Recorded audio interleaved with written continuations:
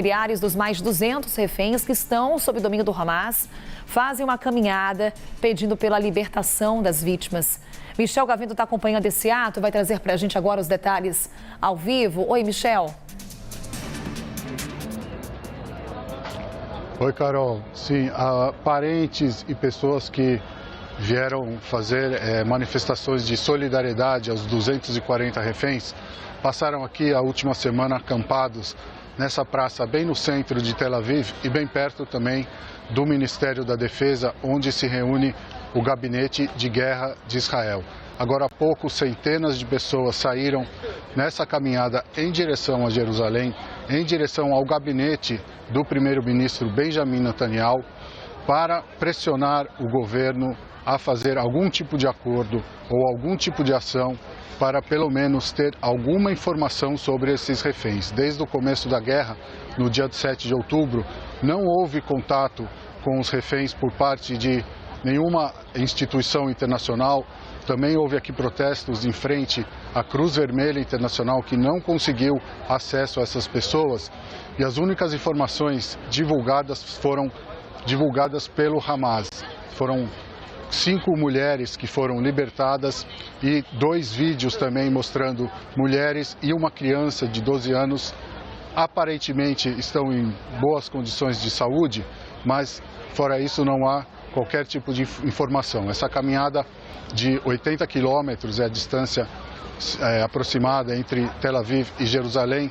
Ela vai continuar por alguns dias e o objetivo é chegar no gabinete do premier Benjamin Netanyahu, fazer pressão para que a libertação dos reféns seja a prioridade máxima de Israel nessa guerra e também para chegar no dia da abertura da sessão de inverno do parlamento israelense, que acontece na próxima segunda-feira. O parlamento agora está em recesso e a sessão de inverno começa na segunda-feira, então esse grupo de parentes de sequestrados também quer fazer essa pressão. Israel, desde o início da guerra, declarou que os objetivos da ação militar na faixa de Gaza são destruir o Hamas e também libertar os reféns.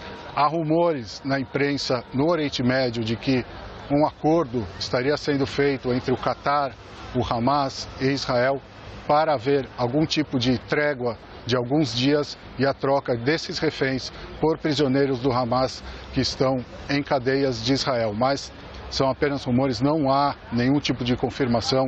O próprio governo de Israel não confirma, nem o Hamas se manifesta sobre isso, Carol. Michel, aproveitar que você está ao vivo com a gente, acompanhando bem de perto essa manifestação, a gente, enquanto acompanha os detalhes trazidos por você, as imagens também desse ato, conversando com quem participa, com os familiares, quais são aqueles relatos que te chamam a atenção, Michel? E também, se em algum momento nessa manifestação, episódios anteriores são relembrados, e aqui numa referência clara ao caso do Gilad Shalit, que ficou 5 anos como refém, mobilizando as atenções de Israel.